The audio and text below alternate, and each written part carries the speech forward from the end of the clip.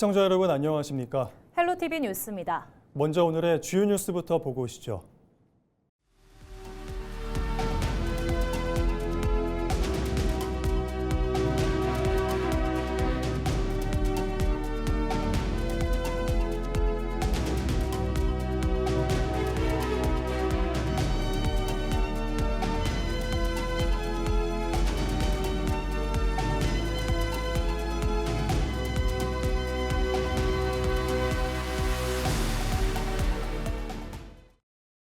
국민의힘 유정복 인천시장 예비후보는 7일 자신의 선거사무소에서 공약 발표 기자회견을 열고 인천국제자유특별시 특별법 제정을 추진하겠다며 인천이 세계와 경쟁하는 길을 열겠다고 밝혔습니다.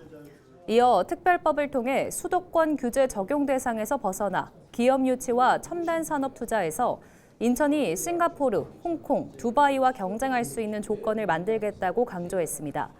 이를 위한 첫 단계로 공항경제권 특별법을 통과시켜 항공정비와 물류, 도심 항공교통, 첨단 항공산업, 국제 비즈니스를 인천공항 중심으로 연결해 일자리와 산업이 모이는 공항경제권을 만들겠다고 제시했습니다. 또 경제자유구역의 권한을 강화하고 권역별 발전 전략도 실행하겠다고 전했습니다. 그러면서 오는 7월부터 시행되는 9구 2군 행정체제도 노년 서창구와 송도구를 각각 신설해 11구 2군 체제로 확대하겠다고 덧붙였습니다. 더불어민주당 박찬대 인천시장 예비후보는 해상풍력 발전을 인천의 새로운 성장 동력으로 육성하겠다고 밝혔습니다. 박 후보는 인천항 국제여객터미널 회의실에서 해상풍력 발전 사업자들과 간담회를 하고 인천 앞바다의 바람을 이용한 제2의 에너지 개항을 선언한다며 인천을 대한민국 에너지 전환의 수도로 만들겠다고 말했습니다. 이를 위해 수도권 에너지 거점을 비롯해 해상풍력 클러스터 조성과 아리백 수요기업 전력 공급 네트워크 구축, 해상풍력 전문 인력 양성 시스템 구축과 해상풍력 기회발전 특구 지정 추진, 해상풍력 전담 지원 조직 설치, 안정적 전력 공급 및 민관 협력 전력망 확보 등 6대 공약을 제시했습니다.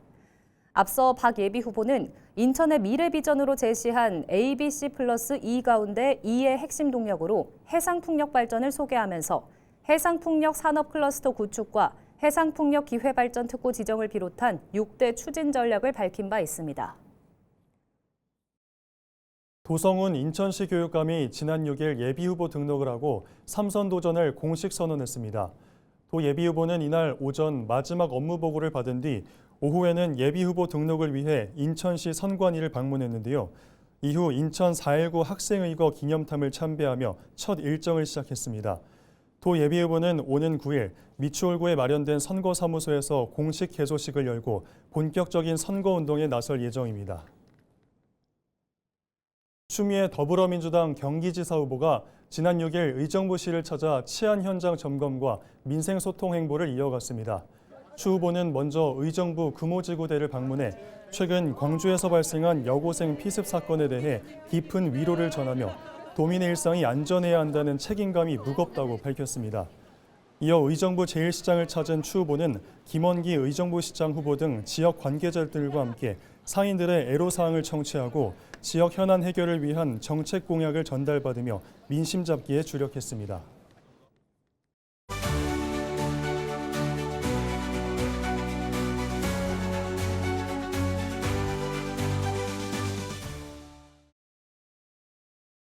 동두천은 현 박형덕 시장이 재선에 도전합니다. 박 예비후보는 지난 4년 본인의 성과를 내세우며 중단 없는 지속 가능한 동두천을 만들기 위해 출마했다고 말했습니다. 자세한 공약 들어봅니다.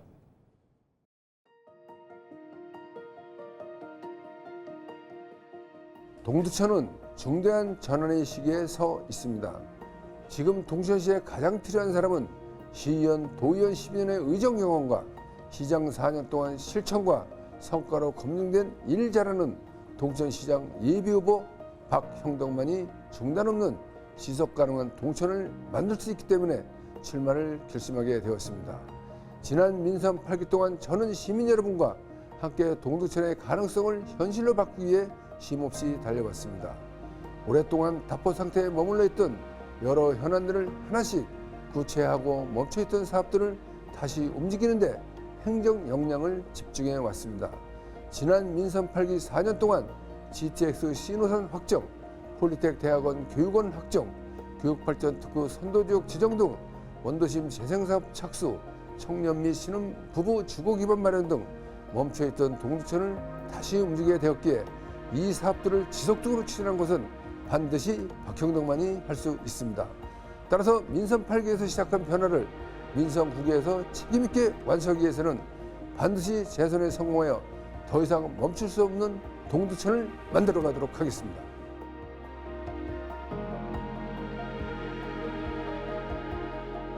지금 동두천에는 새로운 시작보다 중요한 것이 있습니다. 이미 시작된 변화의 완성입니다. 중단 없는 정책, 흔들림 없는 시정, 그리고 끝까지 책임지는 리더십, 이것이 저 박형덕의 강점입니다. 지금 동두천이 처한 현실은 이론이나 경험의 일부분만으로 해결할 수 있는 사항이 아닙니다. 시 행정은 종합 행정입니다. 다양한 분야의 경험과 추진력을 갖춘 박형덕만이 적기에 해결할 능력을 갖고 있습니다. 우리에게 필요한 것은 복잡한 행정을 이해하고 예산을 확보하고 사업을 끝까지 밀어붙일 수 있는 검증된 추진력입니다. 저 박형덕은 이미 그 역할을 수행해 왔습니다. 취임 첫날부터 바로 행정력을 실행할 수 있는 사람, 동두천의 미래, 안정과 추진력으로 완성하겠습니다.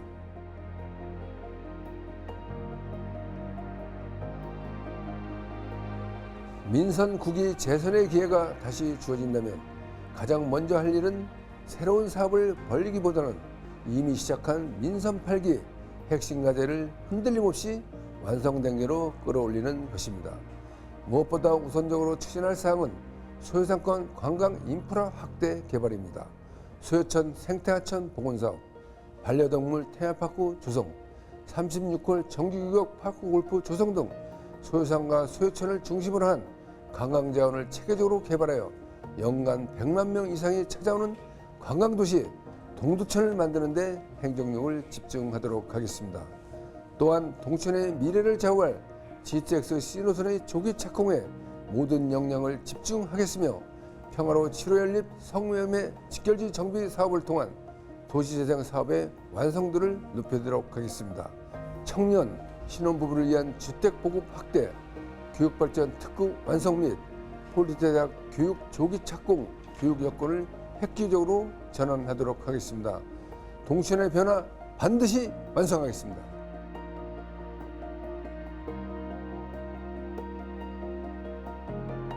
존경하는 동천 시민 여러분, 지난 민선 8기 동안 저는 시민 여러분과 동천시 공직자들과 함께 그 쌓아온 과제들을 하나씩 풀어내기 시작했고 멈춰있던 사업들을 다시 움직이기 시작했습니다. 결코 멈춰본 적이 없는 지난 4년의 시간이었습니다. 저 박형덕은 지난 4년 동안 단 하루도 가볍게 보내지 않았습니다. 국도비 예산을 확보하기 위해 발로 뛰었고 중앙정부와 협의하기 위해 문을 두드렸으며 시민의 삶을 바꾸기 위해 현장을 지켜왔습니다. 보이지 않는 곳에서 준비하고 어려운 여건 속에서도 길을 만들며 동두천의 변화를 위해 쉼없이 달려왔습니다. 큰 변화는 하루아침에 만들어지지 않습니다. 지금 우리가 보고 있는 변화의 시작은 그동안의 치열한 노력과 준비의 결과입니다. 멈춰 있었던 것이 아니라 도약을 위한 시간을 단단히 쌓아온 4년이었습니다. 존경하는 시민 여러분, 지금 동두천은 중요한 전환점에 서 있습니다. 여기서 멈출 것인지 아니면 지금의 변화를 완성으로 이어갈 것인지 선택해야 할 시간입니다. 저 박형덕은 약속드립니다. 그동안 준비한 것을 성과로, 시작된 변화를 완성으로, 시민의 기대를 결과로 반드시 보여드리겠습니다. 양천구의회가 고유가로 어려움을 겪는 구민 지원을 위해 97억 원 규모의 추가 경정 예산안을 처리했습니다. 구의회는 임시회 2차 본회의를 열고 집행부가 긴급 편성한 추경 예산안을 의결했습니다. 이번 추경안은 고유가 피해 지원금 지급을 위한 것으로 구의회는 원포인트 임시회와 예산결산 특별위원회를 잇따라 열어 신속한 심사에 들어갔습니다. 유영주 의장은 민생 안전을 위한 예산인 만큼 여야 의원들의 뜻을 모아 신속히 처리했다고 밝혔습니다. 다만 지난달 의원 정족수 미달로 처리하지 못한 조례안 8건과 기타 안건 3건은 이번 임시회에서도 상정되지 못했습니다. 정부가 1기 신도시 등 노후계획 도시 정비 사업의 속도를 높이기 위해 저금리 자금 지원에 나섭니다. 국토교통부는 6천억 원 규모의 1호 미래도시 펀드를 조성하고 초기 사업비 대출 지원을 시작한다고 밝혔습니다. 이번 펀드는 주택도시보증공사의 보증으로 3.7% 수준의 낮은 금리로 정비 사업비를 조달할 수 있도록 설계됐는데요. 시공사 자체 조달 금리인 5.3%보다 크게 낮은 수준입니다. 시공사 선정을 마친 사업 시행자는 초기 사업비를 최대 200억 원까지 대출받을 수 있으며 향후 본 사업비도 총액의 60% 이내에서 지원받을 수 있습니다. 인천시가 오는 11일부터 15일까지 천원주택 예비 입주자를 모집합니다. 천원주택은 저출생과 인구 감소 문제를 해결하기 위해 신생아 가구와 신혼부부 및 예비 신혼부부 등에게 하루 임대료 1,000원씩 월 3만 원의 임대료만 내면 최대 6년까지 살 수 있는 인천형 주거복지 정책인데요. 이번에 제공되는 천원주택은 인천도시공사가 매입한 매입 임대주택 300가구입니다. 예비 입주자는 공급 물량의 2배수 범위에서 모집하며 전체 공급 물량의 30% 범위에서 자녀가 없는 신혼부부와 예비 신혼부부를 대상으로 별도 선정할 예정입니다. 이번에 공급되는 천원주택 매입 임대주택은 지난 3월 신청한 천원주택 전세임대주택과 중복 신청이 가능합니다. 다만 천원주택 전세임대주택 계약을 체결하는 경우 천원주택 매입 임대주택 입주 대상에서 제외됩니다. 김포 한강시내폴리스 개발사업구역에 오는 2029년 3월 초등학교가 문을 열 것으로 보입니다. 경기도 김포교육지원청은 6일 최근 열린 2026년 정기 2차 교육부 중앙투자심사에서 가칭 시내초 신설 안건이 최종 승인됐다고 밝혔습니다. 해당 사업은 지난 1차 심사에서 공사 중 안전대책 보완을 요구받은 바 있는데요. 교육지원청은 사업 시행자와 수차례 협의를 거쳐 통학 안전체계를 다시 정비해 최종 승인을 이끌어냈다고 덧붙였습니다. 신설 예정인 가칭 시내초등학교는 일반 36학급과 특수 1학급 등 총 37학급 규모로 조성될 예정입니다.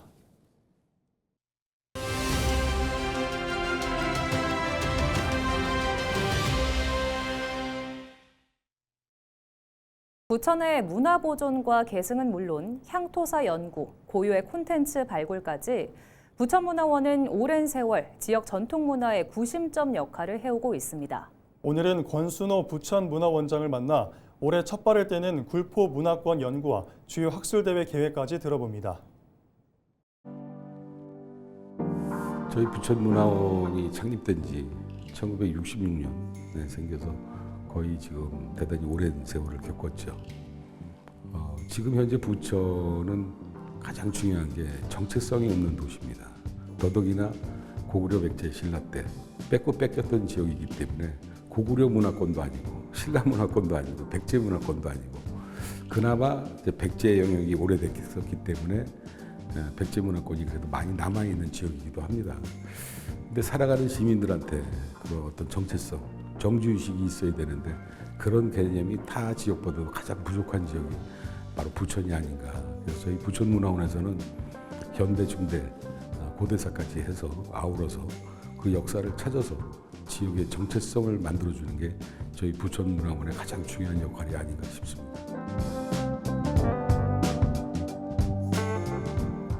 이번에 협약을 만들어진 것은 사실 한 4, 5년 전서부터 이미 준비를 해왔고요. 고대사 연구하는 학술대를 통해서 부평문화권으로 갈 것이냐, 굴포문화권으로 갈 것이냐. 부천은 사실은 굴포문화권으로 가야 2000년 전부터 고대사부터 중대사, 현대사까지 갈 수 있기 때문에 제가 강력히 주장해서 굴포문화권으로 이제 명명을 하게 이르렀고요. 그것이 이제 마무리가 됐기 때문에 이제는 부평문화원, 계양문화원, 김포문화원, 강서문화원, 또 부천문화원 이 5개 문화원이 지금의 행정부역명이 아닌 생활문화권으로 해서 우리의 역사, 그다음에 어떤 그 민속문화, 지명, 고대사에 이르기까지 같이 공유해서 이것을 연구를 해야 될 그런 필요성을 느꼈고요. 행정적으로서는 사실 우리가 접근하기가 힘들었죠. 강서는 서울특별시지, 그다음에 부평하고 계양은 또 인천시까지가 되다 보니까 대단히 접근하기가 어려웠습니다. 하지만 굴포문화권을 만들고 나서는 5개 문화권이 통합을 해서 서로 공유를 하고 그 역할을 같이 해야 되지 않나라는 부분이고요.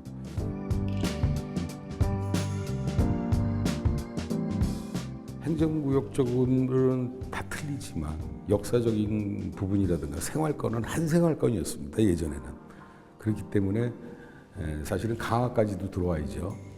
근데 그렇다고 본다면은 같은 문화권이었기 때문에 행정적으로만 분류가 돼 있을 뿐이지. 그래서 이것을 토대로 부천만 연구해서는 사실 좀 잘라진, 끊어진 역사가 되는 거죠. 그래서 이것을 같이 해야만이 그 문화를 같이 공유하고 또 역사를 같이 해석을 하고 풀 수 있는 가장 중요한 계기가 되죠. 그래서 최하 5개 문화권이 묶여서 같이 연구를 해야만이 우리의 어떤 현대, 중대, 고대사까지 같이 접근할 수 있는 방향이라서 저희가 그렇게 시작을 한 겁니다.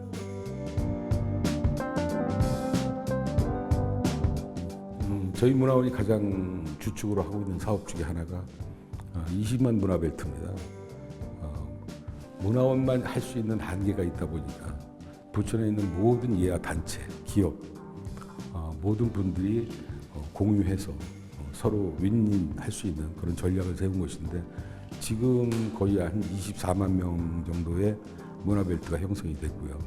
64개 정도의 단체가 협약을 맺었고 그래서 기업들도 많이 참여를 했고 그래서 여러 가지 어떤 하나의 시너지 효과를 볼 수 있는 그런 역할이 됐지 않느냐. 그래서 하나의 부천 지역의 거버넌스 역할까지도 할 수 있는 성장을 했는데 올해부터는 좀 더 내실을 기하는 그런 20만 문화벨트가 되도록 노력할 것이고요. 지금 추진하고 있는 우유모탁국 학술대회를 올해는 5회차 준비를 하고 있습니다. 그래서 앞으로 10년 차가 될 수 있도록 역할을 다할 것이고요. 또한 10월 달에 지명학술대회를 또 마저 마무리를 할 것이고요. 그다음에 저희가 여러 사업들 중에 타문화원하고 비교되는 그런 사업들이 하나 있습니다. 지금 수강하고 있는 그런 프로그램이 한 60여 개가 되는데 기존 타문화원에서는 출석 체크만 하는 정도입니다. 근데 저희가 1차, 2차 논문을 저희 부천문화원에서 발표를 했습니다. 올해 저희 부천문화원에서 하는 그 수강하면서 기록하는 그 사업들이 대단히 중요하다고 볼 수 있습니다.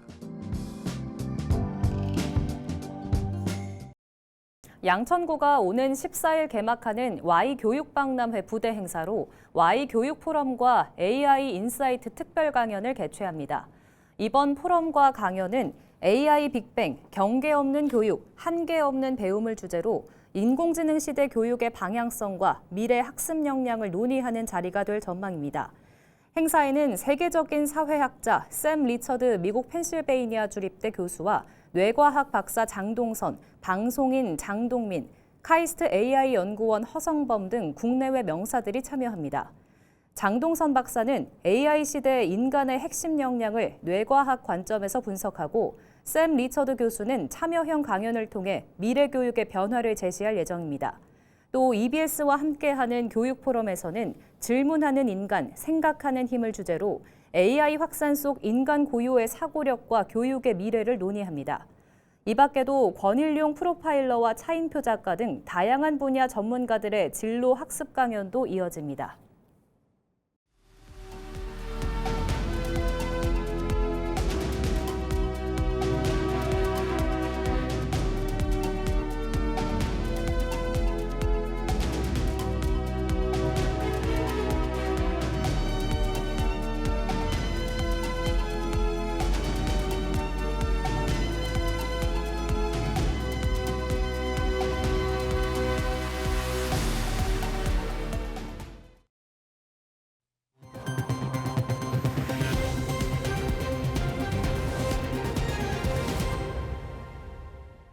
이상으로 뉴스를 마칩니다. 시청해주신 여러분 고맙습니다.